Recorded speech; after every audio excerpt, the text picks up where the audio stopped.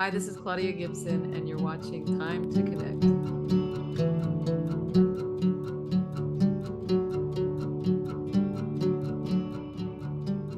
Hey, Claudia Gibson, thank you so much for taking the time to connect.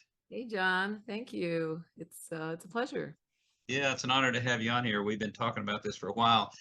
The timing worked out great because you have a new record coming out on March 1st, and this episode's going to be released on March 1st. It just happened that way. And It is. Yep. so, yeah, we definitely want to talk about that record. I've got a lot of questions for you. Want to just kind Hmm. of get to know you a little bit. I really appreciate you doing this. You are back home in Austin from being up in Kansas City at the Folk Alliance, right? Yes, I was at the Folk Alliance International. Yep, I Yeah. was, and it was Yeah. great.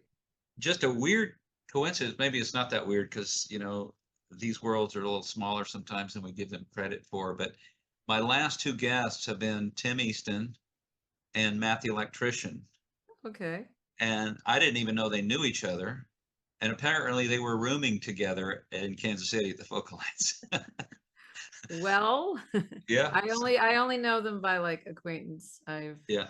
So Yeah. Yeah. I Well, think Tim it's Easton was at a dinner of ours when I was at Surfa. We made dinner at the lodge we were staying at. But yeah, and I know Matt just to say hi. So that must have been yeah. interesting. Kansas City's a great city. I grew up there. That's my home. That's my home. Oh, Yeah. well, we were, stuck in not stuck, but we were in a hotel the whole time. So really, you could be anywhere. Hmm. And you're kind of walking through, little tubes to get there. Yeah. But it was, the hotel was nice. So you didn't get out to the museum or art museum or anything. No, because it's really 24/7. It's Yeah. like you're doing music, you're might be going to panels, you're performing, you're listening to other people. Yeah. So that's about it. And there's not a lot of time to really go outside and explore. I mean, even when I went to my first when it was in Montreal, and it was, it was beautiful city, but you can't really do anything about it. So Yeah. Yeah. So let's back up and do some bio here. I know that you're originally from New York. I'd like to right. hear a little bit about, let me ask you this question. What were you like as a kid? What was I like as a kid? It Yeah. really depends on like what time, I mean, Okay. when I was a little kid, I was kind of like the life of the party, and I was Okay. always singing and dancing for everyone, and I was the clown because I was the youngest. How many We lived siblings? up. Oh, well, it depends. I had originally two sisters, and then after my mom got divorced and remarried, there was a lot, like from the time I was a teenager on. Okay. But I was little, we lived in Hong Kong, and I love to to kind of it was just a great place to be a little kid because everything was so vibrant. And back then it was a British colony, so there was a lot of British culture and things going on. I had a little English accent, it was funny. But yeah, I was kind of real lively. And then I think after we moved back and we moved a lot, so I was always the new kid. I think I got a lot shyer and we moved a lot, so I was quieter. And I think that also coincided with really discovering music because I had an older sister, and she went to Woodstock and she came back with all this music. Yeah. And it was just constant. So I was a lucky kid, and then I was exposed to just great music from a young age. Wow. And growing up in New York, in that New York area, at Well, some that's point yeah, they're anyway. right there. That was me. Oh, no kidding. Yeah, You yeah. were in the Hudson Valley, is that right? Yeah, Yeah.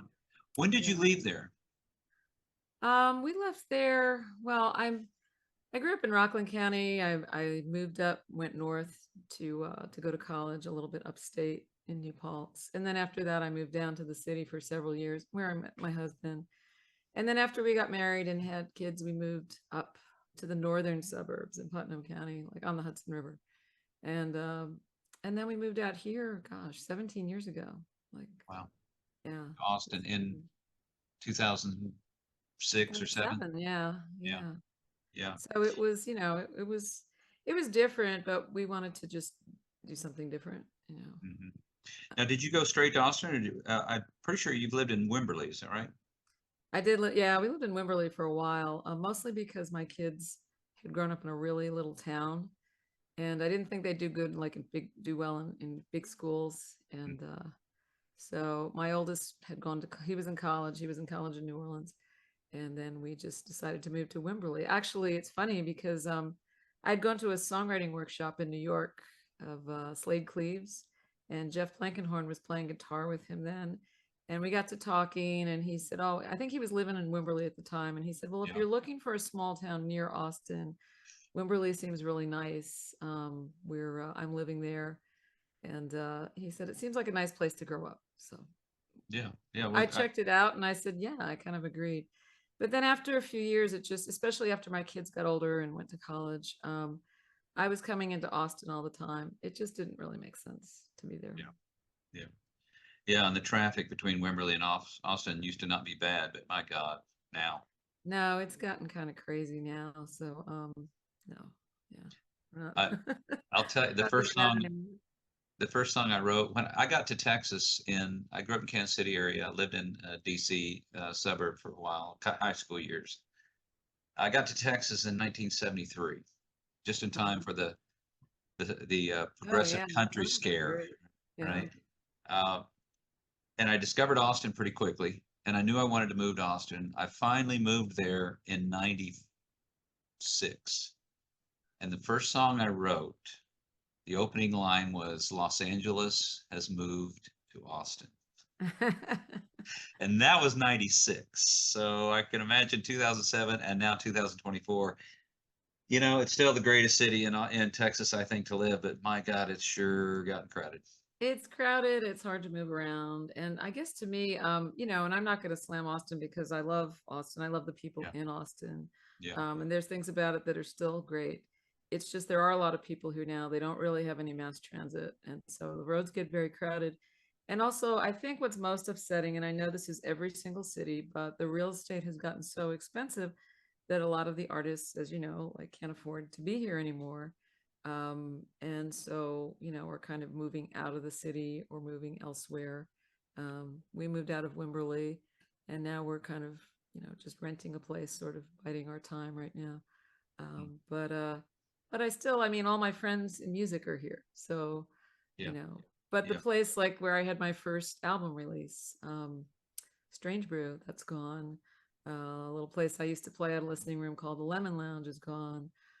Places that I used to see, friends play with their album releases that I thought, oh, my next album, I'd love to go there one-to-one lounge, that's gone. So it becomes less and less places. The few that are left become much harder to get into. yeah, And so, people are still coming here. But it's the kind of like Strange Brew was a big loss because that was a place where I met people like Terry Klein.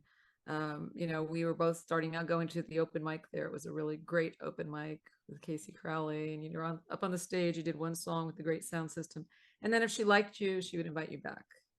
And so we got to do a lot of showcases, and then it kind of, she'd put you in different shows, and then I ended up having my album release there. And so, that was kind of an organic scene because you'd go and you'd support your friends, right. and they had become your friends, and then they'd invite you on gigs and you'd invite them on gigs. And so there were people that were kind of all kind of going into things at the same time. And that was a nice scene. So that was a big loss. And then the places that, try to open up, I think it's just really hard for businesses, and pandemic kind of, hastened that. So, Things have changed a lot for sure. And we can complain about it, but it is what it is. oh yeah. I do miss, it feels like Austin is becoming a little more like Dallas or something in the sense that a lot of the venues probably just want cover bands or want people to, they want crowd pleasers, and there's not, and Austin traditionally has been the home of great original singer-songwriter stuff, and maybe I'm wrong, but it feels Yeah. like it's trying to slip away a little bit. Yeah, I think, I think it's I think they're trying, and I think I don't know, I don't know what's going to happen. Yeah. And I'm not sure, if I'll be here in a couple of years or not. So, Right. Right. because things in my life are changing right now. So, but I think I will always think about it as a place where I actually got started again in music. So, Yeah. Yeah. I can't, that's really important. I've kind of had like a couple different careers in Yeah, music. I want to ask you about your teaching for sure. No, I don't want to slam Austin either. I love Austin, and I kind of live a comfortable distance away. I'm 2 hours away, and so Hmm. I play gigs there occasionally. I come in town to see shows. I stay just long enough to where I'm kind of tired of the traffic, and then I come Yeah. back home. But hey, we got to get to your new record, and listen, the single release. I hope I get it right. Fields of Chazy. Yeah, here it is. Just a So handy gorgeous that I just happen to have it sitting right here. Just a gorgeous song, that first Oh, song that thank you released you. from it. Yeah, that was a special one. Is that a kind of a true story about your grandfather? It is. Yeah. Actually, I was looking for these pictures and yeah, this is my grandfather. Wow.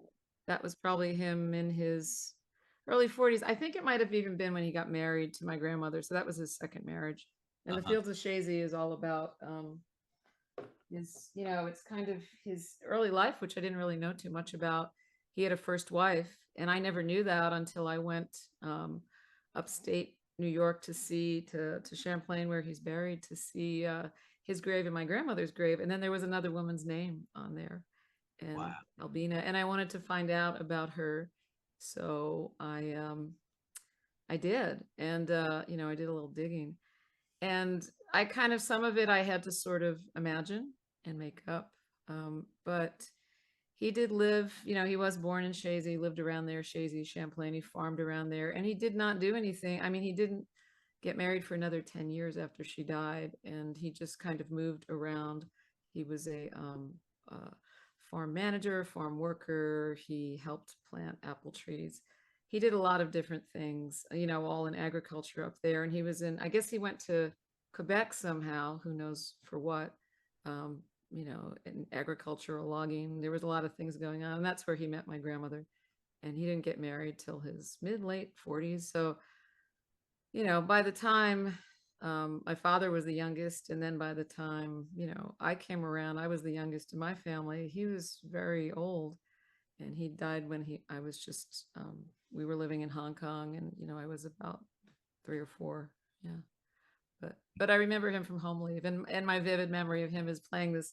He had this big accordion that he would play in their kitchen, and he would sit there and play it, and I would dance to this music. And I've always had just this love for like Irish, Celtic, any kind of Appalachian, any kind of that Celtic based music. It just really gets to me, and I never really knew why until I started thinking back, because that's the first music that I really Yeah. associated with home.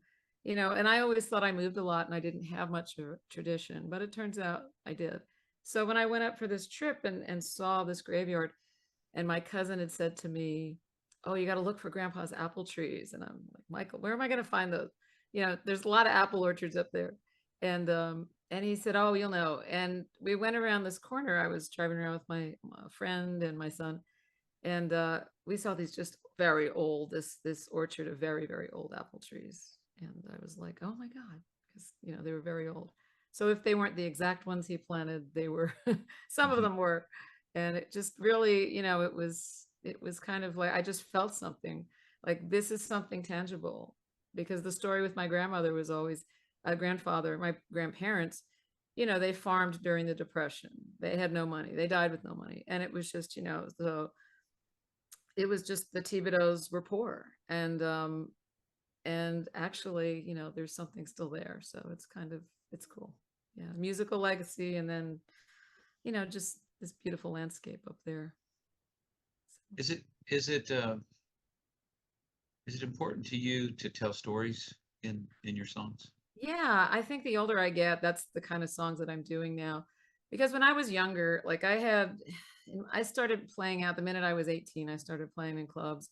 And it was mostly like I'd start with covers, and then I started writing. And then when I was 20, I went up to college, upstate New York and studied music and composition. And it was mostly classical and jazz, but I played in a band too. So, um, but those were my, um, when I was writing then it tended to be like, oh, I'm heartbroken, the way you do in like your 20s, Sure. just kind of like that, and even in my 30s, when I had kind of stopped performing, but I got back into writing on acoustic guitar, and I was involved in a songwriters group in New York State. But yeah, it was mostly like, this is going on in my life, this, and it was all kind of that sort of, journal type thing. Sure. But now as I get older, you've kind of gone through all that, and I just find it, I don't really have a lot more to say about those things. But I also, there's so many fascinating things in the world that, and stories that I do want to tell. And this album has several of them. I mean, not my grandfather, my grandmother, she's back there too. Oh, and that's, well, yeah, Who's that the in guy over my shoulder. oh, yeah. Yeah, that there was a line in the song Promised Land, which is about my grandmother. This was her when she was, gosh, this is probably maybe about a few years after she came over. I'm trying not to reflect things too It much. came over from, From Russia, from yeah. a little village. She was what's now Belarus. Uh-huh. She was a little Jewish village. So I descend from Catholics and Jews on both sides. And it was what they called a mixed marriage. My parents. It was very controversial back in the day, in Wow. upstate New York, especially. But she came over when she was an orphan with her little sister, and that's what the song "Promised Land" is about. And it has a line about, "Oh, Lina, take my hand." And Lina was a little girl, and they came over. I mean, she was either 12 or 14. We're not really sure, but they came over on a boat going across the ocean all by themselves, and to be with relatives to raise them, because my great grandfather, that's that very handsome fellow. I kind of like, can you have a crush on your great grandfather? He's a Sure. handsome Sure. guy. But he had died, and the stepmother did not want to raise them, so it's like, go to America.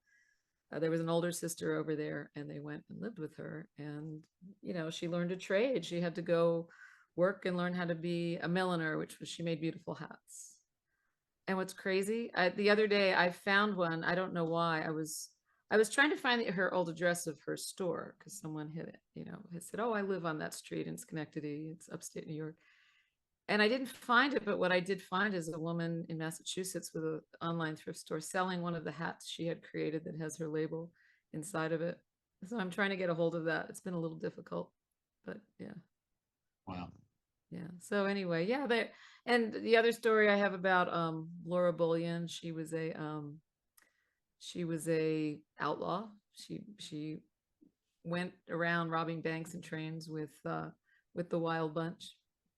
And um just stories that aren't about people that maybe you heard about. Mhm. Rain was inspired by a singer I really loved when I was young named Valerie Carter. She had died, passed away. And when I heard about it, I was very sad. And I looked um outside. It was a beautiful day, and all of a sudden this giant dark cloud came over and it started raining. And so I went and wrote that song.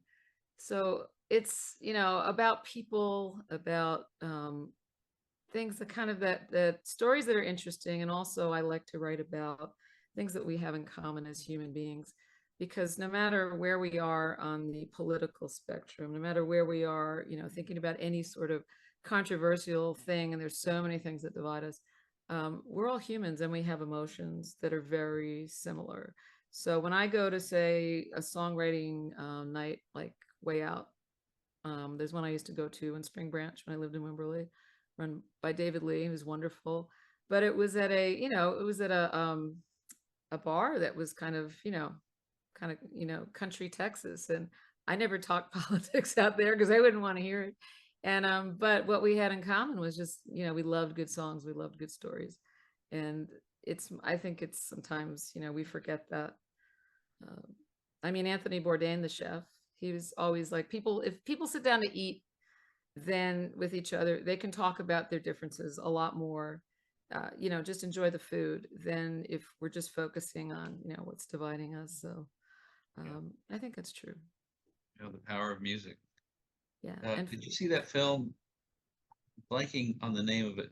The word folk, I believe, is in the title. It's a couple of songwriters who travel across the country in a little minivan or a bus, old VW bus, right after 9/11 because they couldn't fly.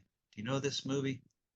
no, or I might have seen, I don't know. I don't There's a know. moment in it where this old guy who's living out in the desert in a trailer is telling a story about. I think it was actually Woody Guthrie might have been involved in it, but at the end of it, he just looks at me. He says, Yeah. "Yes, yes, yes." Yes. Well, Walt Wilkins produced this new record.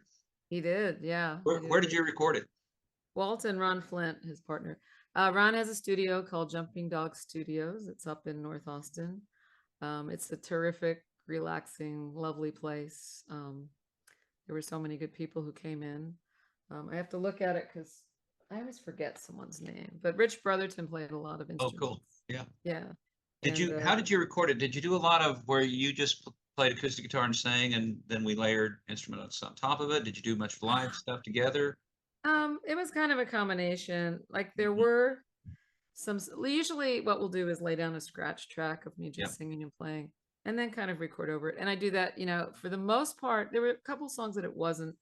There's a song called Angels Fly where we didn't have a click track, but mostly I'll do a scratch with a click track just so then other people can add on. It's really important that they need a reference for a Yeah. lot of reasons. And some people really freak out with click tracks. I've made my peace with them. I think because, yeah, I when I don't was like younger recording quick studying tracks. classical and jazz, I mean, I sat there with a metronome. So really, the way I always practiced for a click track is I just take my tunes and I sit there with metronome Yeah. and I play them. And Yeah. that seems to work. Yeah. So Yeah. I hate trying to record to a click track. I don't know what it is, but it's what just I've got practice. anytime Whoops. I yeah anytime I'm in a similar situation, I literally will download I'll find a drum track with the right BPM for me and just put the drum track in my head like a click track, and it's so much better for me that way. Yeah, yeah, I just use a metronome. I'm sorry, I Yeah. have like one of these seats that keeps sinking. I know I got to Yeah, get a yeah, new you're one. the incredible shrinking woman. So uh let's see. I'm sure you're going to do a lot of gigs to promote this record. You have a lot. You have a and let's actually before we talk about that, or maybe in combination with that, I'm curious to hear about. And if this gets too personal, just tell me. But you've been a teacher as a career. No, well, not as I've had a lot of careers. So Okay. yeah, I mean, I've been working for the last, well, 14 years in Austin, yeah, as a high school librarian, Okay. mostly. And then before that, like in K through 8 schools, smaller schools, as a high school, as a school librarian. But that Yeah. wasn't really my vocation. I didn't do that. Like coming Yeah. out of college, I spent a number of years in New York as, an aspiring musician and with varying degrees of non-success. I mean, I sang backup in bands. I got my own band together.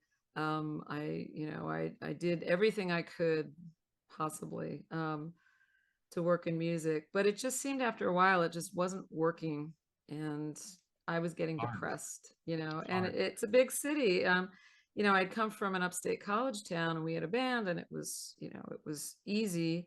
The college wasn't that far from Woodstock. There was a lot of great musicians around there, and it was all kind of natural Like and these organic. guys, for Yeah. example.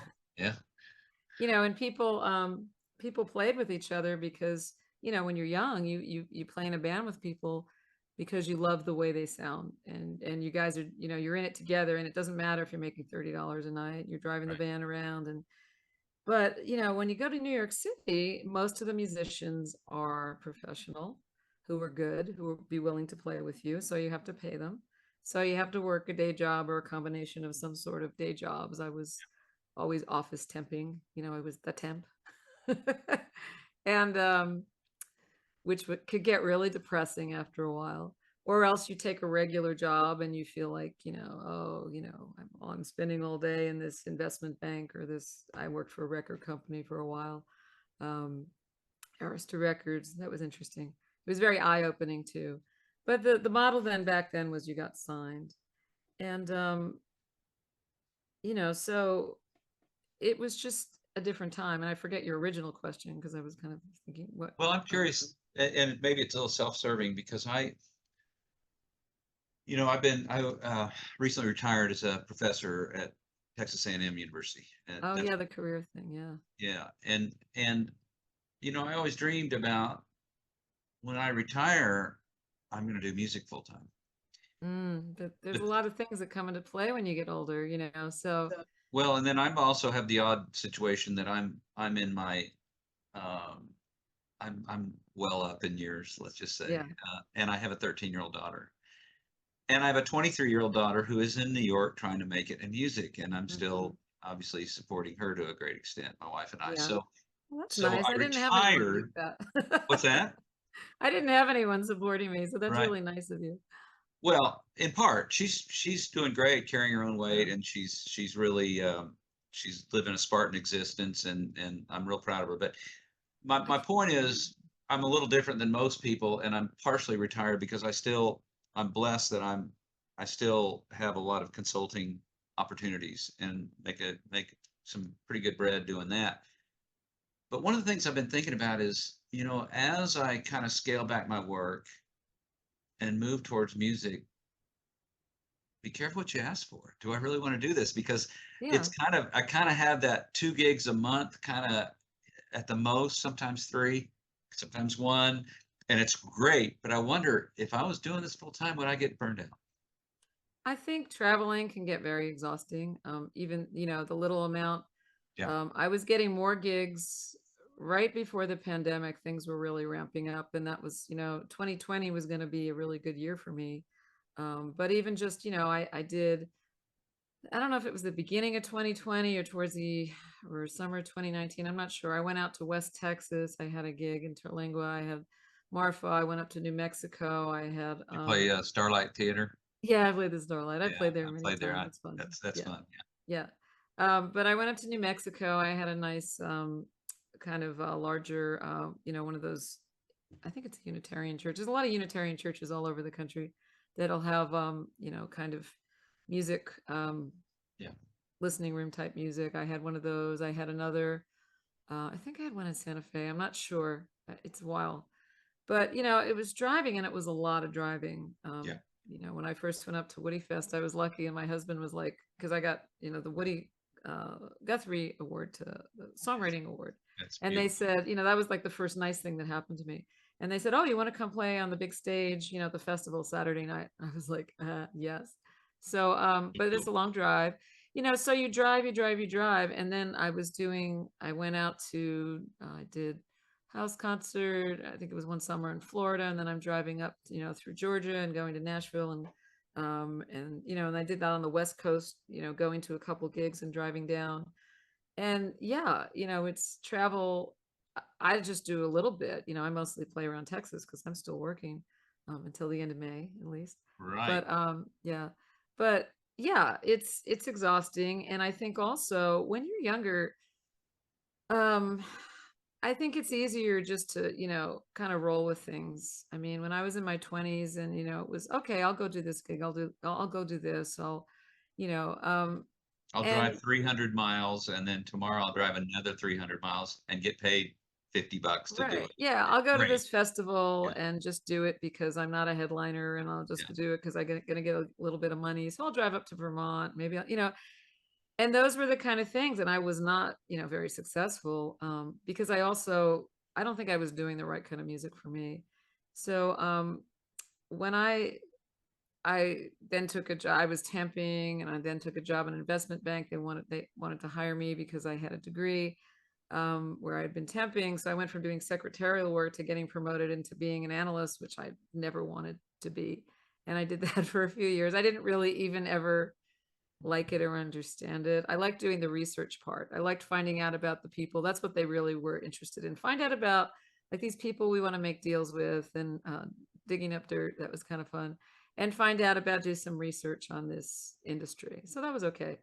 But then, when I was lucky enough, my husband's a chef and he got a decent job and I was able to stop doing that and I stayed home for a while with my kids, which also was very like sort of brain numbing. And then I started freelance writing for a friend who had a paper who needed a writer, which was fun, and I learned how to do that. And then my sister was connected with a paper. She was an art director for the New York Post in New York City, and so they needed writers for some feature sections on different subjects. So I got into doing that and writing for a local paper and copy editing, and I really liked that. But after the publishing industry just started sort of really contracting because there was no more print, and so there was less and less freelance people coming in. Yeah. And so I decided, I needed to do something more regular. And my kids were still in school, and I had done research for investment banks. So I'm like, okay, well, maybe school library. I like kids. I like that sort of thing. I like books. So I went into that, but I wouldn't ever say that any of those, like music was always the real thing that just, that I went and trained and loved and didn't mind doing for hours and hours a day. I loved doing it. I used to love sitting there practicing. So, Some people so would drive them crazy. as you And are, as you're getting ready to retire, hmm uh, from school stuff. yeah, yeah. Are you stepping up your musical career, or do you Oh see yeah. this as, I mean, as this, yeah. you can do this full time now in a way that maybe what you haven't done Well, before? yeah, I think I'll do it full time in that, I'm really trying to, I'm lucky in that if you work a few years for, I've only had, it sounds only, but, 14 years. There's people who work 20, 30 years and get like a full retirement. And that was never my goal, my plan. But I have a part-time income from the state of Texas now from doing that. So Yeah, that's nice, and a yeah, lot of musicians don't have that. yep, And yeah, I wanted to really concentrate on music before I got like too old to really do it, yeah, and also yeah, just not wanting to. And I really still want to. So yeah, the idea is music is the focus. I'll do as much as I can and be open, to going elsewhere. I'm always able to go up and get gigs in the New York area a lot easier because I have a lot of more contacts up there. yeah. So, it's not unheard of for me. Like we almost sold out a little theater of 80, 90 people, little small listening theater, Nice. which that would be a big deal to do, in Austin, for a solo artist who isn't that well known. Because one thing, an advantage when you're older, you know a lot more people. So, Right, right. I, So are you going to tour the new record? I mean, are you going to go ahead and play well, some my gigs plan, up what I'm there? starting to do is book from my job runs till the end of May. So I'm starting to book from there out. I booked a Yeah, house concert in Galveston this summer. I booked um, the Saxon in September. I'm starting to like fill in these things. The Cactus said to, yeah, like uh, probably like July. So, as things are coming in, and that's one of the reasons that we go to places like Folk Alliance. It's like, hi, here I am. I'm yes, booking now. Here's my new album. Do you right, like it? right. Um, and so going to Folk Alliance, there's the big conference and then the regionals. Yeah, that's kind of the focus. And then I can fill in. I mean, I still write. I still have my connections for writing and other things. But I think the full-time job, um, as when you're a creative person, basically spending about 8 to 10 hours a day. You get up, you get ready for work, you go to work, you work 8 hours, you come home, and there's not a lot left in the tank. Right. My friend Chris Taylor, who I met at a Dripping Songwriters Festival a few years back, he said, yeah, when he was trying to, have a regular job 8 hours a day, he just couldn't do it. And he's also a visual artist, so he had something to sell, which is really nice. But I think it's very hard. That's probably why I was attracted to working in schools, because there's big chunks of time when you're on vacation and I could write or travel. But it was just hard for me. I don't want to sound whiny, but I think if you really want to be serious about it and you can't tour, you can make a lot of great records. But if you can't tour at least a little bit, Right. I think it's going to, Yeah. really hamper your abilities. So yeah, that is definitely my focus for as Mhm. long as I want to be able to do it. do you have a songwriting discipline? I remember being very surprised to hear that when Guy Clark was was I don't know which period of his life this was, but he said, I have an office. I go to the office in the morning and I sit in the couch in that office and I write. Yeah. And I've always been, I come out of the late 60s hippie thing where, you wait for the inspiration and it happens, which, is kind of, I think it's that's kind kind of of a myth dicey. because like if you look at some of the people who came out of like the late 60s, the really great songwriters, like the people I was lucky enough to get exposed to as a kid, people Like like Joni Mitchell. Joni Mitchell, Neil Young, Stephen Stills, Van Morrison, those Yep, people. I yep, mean, they wrote all the time. yeah, It's like, oh yeah, you could say that they were hippies, but all they were, life as an aspiring artist back then was cheap. I remember my yeah. sister, I would visit her in California when I was like, in my early teens, and she was living in like a little $100 a month cottage, uh, you know, and my other sister moved out to Hollywood and lived in a little, $200 a month bungalow. So things were possible. You could, say, have like work a little job for a while and then, just be able to write all the time. And I think then, a lot of those people got successful pretty early on. So then they were able to write a lot. For me, and I think what has always worked the best for me, first of all, like when I have chunks of time, like when I have the summer off or long vacation periods, yeah, I get up and I take care of the stuff I have to in the morning, and then I like to write earlier in the day.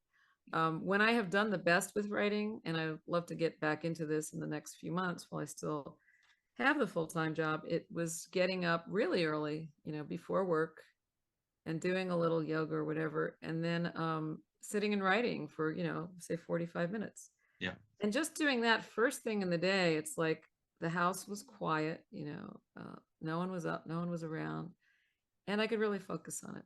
So I Mhm. think that does work the best for me. Waiting for inspiration, no. Yeah. Well, what's one of the things that's happened to me, and it's probably because I'm old, I'll be 68 this year, and I've been doing this for so long. It's become so much a part of just who I am. I'm always writing. Yeah, I mean, right. always. I mean, I'm driving down the road, I'm writing. I'm taking a walk with the dogs, I'm writing. Yeah. And now it's kind of cool to have these phones because you can just record Oh something really yeah. quickly. And I'll wake up in the morning and have a line for a song that, yeah, I'm like you in the sense that I like to write early in the morning sometimes. You wake up with that line or that idea, and yeah, yeah, yeah, Yeah. And I think that's great. I mean, for me, I've always gotten a lot of ideas from driving and long drives. So yeah, it's important for me to have that phone there. I get a lot of ideas that way. It's just going home and then I have to like always like a really good tip, which you probably do anyway, but just always go through the voice memos and give them a name. Because if they just say something like Ranch Road 12 right, or US right, 290 or yeah, Verde Lane or yeah, whatever, yeah, it's yeah, kind of hard yeah, so yeah, going back in, I think another thing that's super helpful, for for a few years, actually several years, I wanted to do it with this most recent time, but I just couldn't. I was in an online songwriting group, and that's where I met some great people. I met Natalie Price through that. We got to be friends and wrote a little bit together, my friend, and we did some gigs together. And now she's like getting very successful. mhm, Um, my friend Anna Larson, I met her through the songwriting, this group, and we did gigs together, and we've played on each other's gigs and played with each other, and we're friends, and we sort of help each other out. I think a songwriting group is really helpful because you have to bring something every week, and it may suck or it might be really good. I've yeah, had one of my favorite songs that I ever wrote, the one that my friend Terry Klein says, you always have to play that no matter wherever you play. This song called Cleveland, Ohio, that started because I had not been back very long doing anything. And my mom passed away and left me a little bit of money. It wasn't very much money. It was just a little bit of money. And I decided to only use it for things that were creative because I had just gotten back into music. And there was a songwriting, it just caught my eye. I don't even, oh, I know how I saw it. I got an invitation. I somehow ended up on Adam Carroll's mailing list, and he was doing a thing with Owen Temple, I think, out in, I forget where it was, somewhere out west. It sounded, oh, and like by the Frio River. It sounded really great, but I couldn't go. But somehow I ended up on Owen's mailing list, and I got an invitation to this thing called Song Farmer that he was doing with Gordy Quist, and it was out in Spicewood. They were going to have it at these little. They had done one so far, and this was going to be like, or two. This was going to be, like the second or third, and it was a weekend of like 3 or 4 days of just writing, and it was limited to like about, you know 10 people, I think. And you know how sometimes you'll go to these things and it's just a lot of people. I learned really early on, like, if you go to one, you think, oh wow, this celebrity songwriter is there and they're going to give me their undivided attention, and then you go in and I'm going to learn all this stuff, and there's like 40 other people there, and basically like they just kind of show up. And Yeah. but this wasn't like that. This was a weekend of really just Gordy and Owen kind of talking about how to get more output, and putting us through little exercises, and doing little collaboration things. And one of the preparations for it was to look at the website, which they still have. It's called songfarmer.com. It's still up there. And Owen Temple, besides being a brilliant songwriter and very funny, and if you haven't listened to his stuff, anyone who's listening, you should. He's very good at like software design, I guess. And he designed this little thing. If you click on a button, you can write a song. It'll assign you a song about a place, and it'll give you a day of the week and a time Oh, and a direction. cool. And yeah, and there's a couple other, parameters. And so I clicked on it, and it said, it's Cleveland, Ohio. It's Thursday morning at 10 a.m. and you are facing east. So I had to write this song, and I'm like, what is it about? I think I've driven by Cleveland. I had to Google like, what's at Cleveland besides like, oh, Lake Erie was on fire once, terrible things that you always hear about Cleveland, or the Rock and Roll Hall of Fame. But I found out there is this one public park, right on the lake there, where there's actually a dock where people fish, and it looks kind of nice, away from the city part. So I started the song there, and it just kind of, it became a trip across the country. Then when it got like into Pennsylvania, other parts of Ohio and Pennsylvania, it was roads I knew, and it was leading back to New York City. And then at the end of the song, I didn't know what was going to happen until I got to Hoboken. And then I'm like, well, why is this person getting on a ferry in Hoboken? And then I decided, and it all made sense. And I wrote that song. I think I stayed in the studio for like 6 hours, and I was so excited about it. And I never would have written that song. I came out and I said to my husband, oh, I really like this song. And just like whenever I write a song that I really, really like, my husband will be like, sort of like, well, it's okay. And he'll tend to like ones that maybe I don't. But I know if he's like kind of indifferent, then I know I have a good song. But and Gordy said the same thing about his wife too. And my friend David Lee said the same thing too. So it's funny. The seal of disapproval. But That's fun. anyway, I never would have written the song without that specific, very weird prompt. Like, how am I going to make a song? And then when I just started reading it and saying it out loud, it's Cleveland, Ohio. It's 10 a.m. Thursday. And then I Mhm. got this little melody in my head. And it's Cleveland, Ohio. It's 10 a.m. Thursday. And it became like, da da da da. And then I figured out this open tuning that sounded good. And really, with that one, the song kind of wrote itself. That's cool. So prompts can be great too, and songwriting Absolutely. gigs can be great. And that makes me think of Jeff Tweedy's book, How to Write One Song. And it's full of little prompts like that. Yeah, I haven't read that one. I've read other ones, and I know I've gone to a couple other songwriting workshops. One that I went to several years ago, the actual workshop kind of annoyed me because Mm. it was very strict vegetarian, and we had to like get up early and do yoga, and it was like a boot camp, but in a way, like it was kind of cool because I met some great people and wrote a couple really nice songs. Um, and I'm still in touch with some of these people, wildly different in styles. But this woman, her name's Judy Stakey. She still has I still get her stuff, like, and she sends out prompts sometimes, and I look at them and like, yeah, this is just anywhere you can get a prompt. I mean, I have some weird books on my shelves over there. Someone was I got it from someone who had a bunch of songwriting books, or some, I forget where I picked it up, but it was like seamen's terms, like the old Ah, seaman, yeah, yeah, yeah, yeah, and yeah. different terms that you can use that you could make into a funny expression because we're always using for those. I have a big Sure. rhyming dictionary over there that I Uh-huh. use, or I use Rhyme Zone a lot. Oh yeah, me too. Yeah, and Tom Waits used to just stand on the street, in the right part of town and just listen, just Oh yeah, yeah. pick up I remember phrases. years ago when I was in college, a friend was taking a philosophy course, and I ran into him at the student union. Oops, I just, my seat just went down again. Yeah. It's very entertaining. I feel like I'm on a roller coaster. Um, and one of his assignments was to just to go and sit in the student union cafe and eavesdrop. Yeah. And I thought that was really funny because yeah, you can pick up a lot of good stuff. Just being open to it, reading Yep. about things.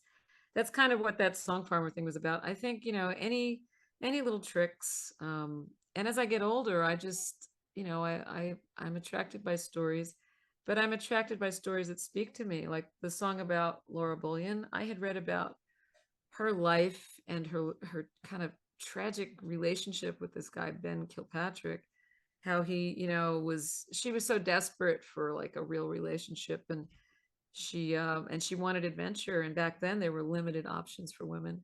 um and so she instead of being a school teacher or a seamstress, she became a kind of a dance hall prostitute, and then became an outlaw because she wanted an adventurous life.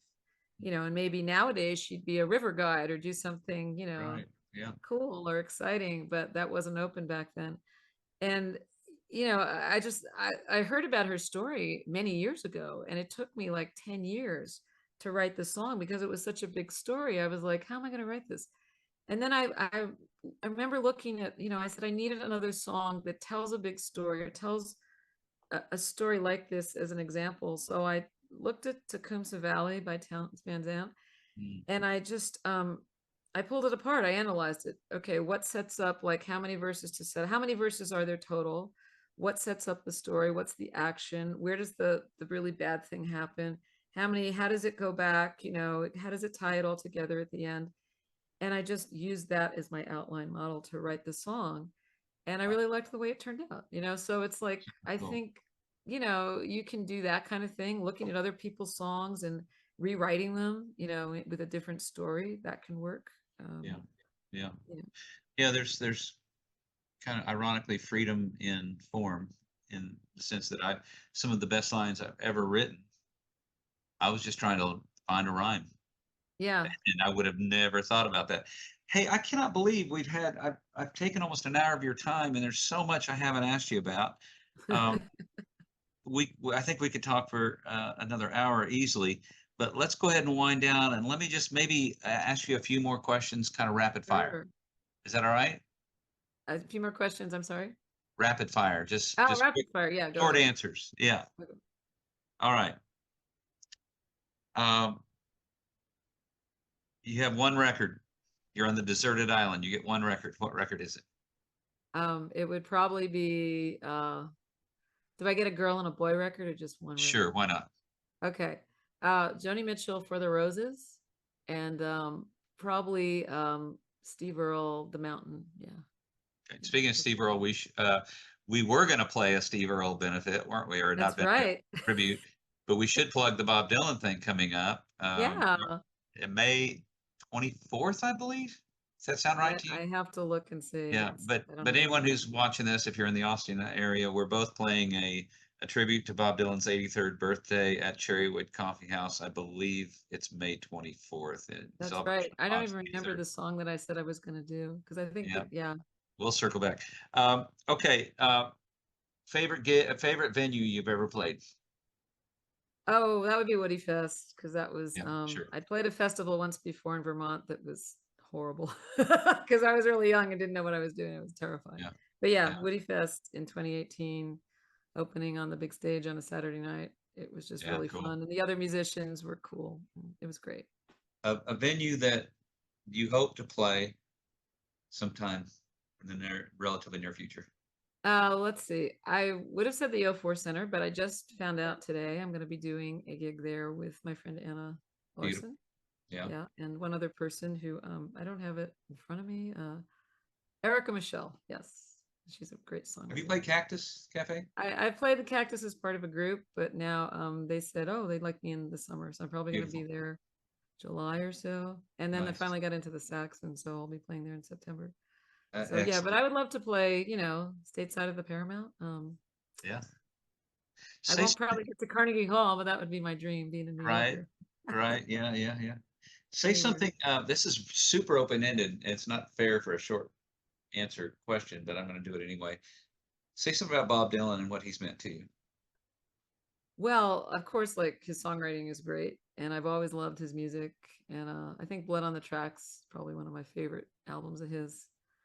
Um, and I wish I'd seen him live when he was younger because I went to see him when he was older, Yeah. and his band was great, but his singing, but his writing, I think he made it okay to like, he was known for being a songwriter. I mean, he just like his songs. I think before that, songwriting was considered some people bridged it like Carole King, that they were commercial, more like Brill Building or Tin Pan Alley writers. Right. But being an artist and a songwriter, he was one of the first, I think, to really, really do that. So, Yeah. yeah, and he was kind of like a mythical creature when I was young. Um, Yeah. Yeah.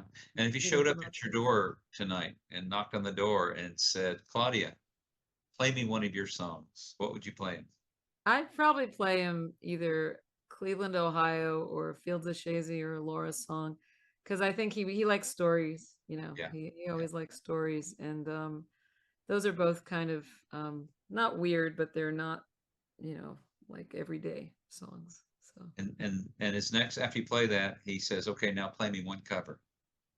I would play just like Tom Thumb's Blues because I used to play that. That was one of my That's covers when bold. I was That's bold playing of like you. out in Yeah. Rockland, Turning Point, Yeah. in these little clubs. Yeah, yeah. Yeah. Beautiful. Pet peeves. Do you have any pet peeves? What gets you? What triggers you? People talking at shows like um really loudly, like either a show I'm going to see that like you paid a lot of money and you're sitting there and people Yeah. are yapping, or they've got the big camera, the iPad. This one guy had an iPad. Oh my God.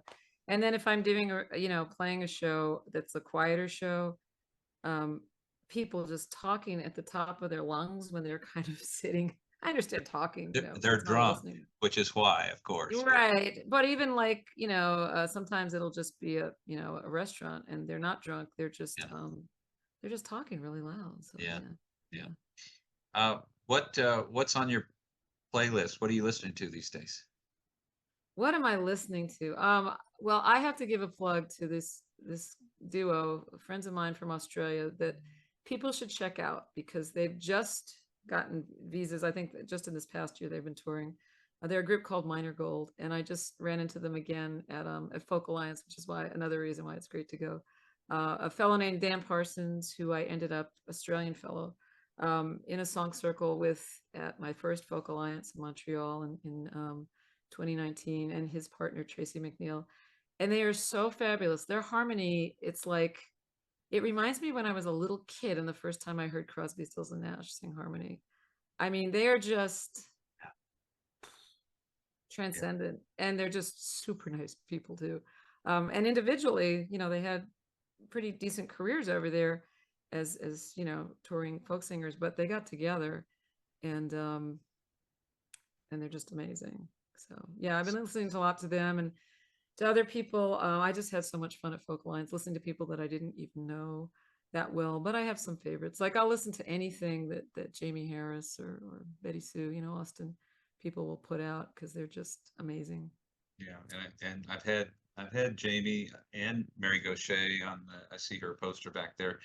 I I've reached out to Betty Sue and she's interested. I'm going to try to get her on the podcast, and also Terry Klein. You mentioned he and I've Oh been talking yeah, getting him on the Terry's a podcast. great person because he's so supportive of my work. He was the first person to back my Kickstarter, and Nice.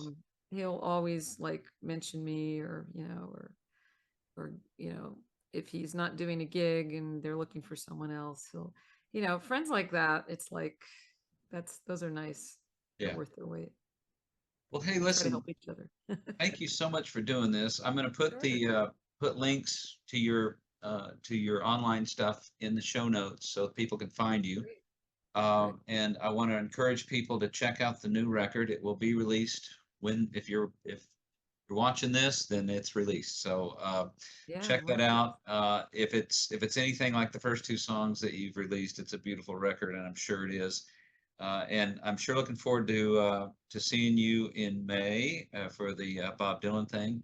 And That's I right. just really appreciate you doing this. Well, thank you. And we are going to have a an album release show in March 23rd down at it's a senior activity center, which sounds funny, but it's the same place where the Austin Acoustical Cafe is. Robert Borowitz now does like the sound and everything there. Okay. Robert has his own house concerts. And I'll be opening at the same space for Joe Jenks on March 9th. So, Oh, cool. but March 23rd, yeah, just people should check out my website and they'll see it's going to be a really good show. I'm putting together a band of the best people that I can find that are available in Austin, Nice. so Yeah, it should be fun to have a band. It's a real treat. It doesn't happen all the absolutely. time. Yeah. Claudia, thank you so much for doing this. Thank you, John. Thank you for having me. I feel honored to be in such great company. And Well, well, the honor's mine. Thank you so much, and we'll see you down the road. okay. All right. Bye bye.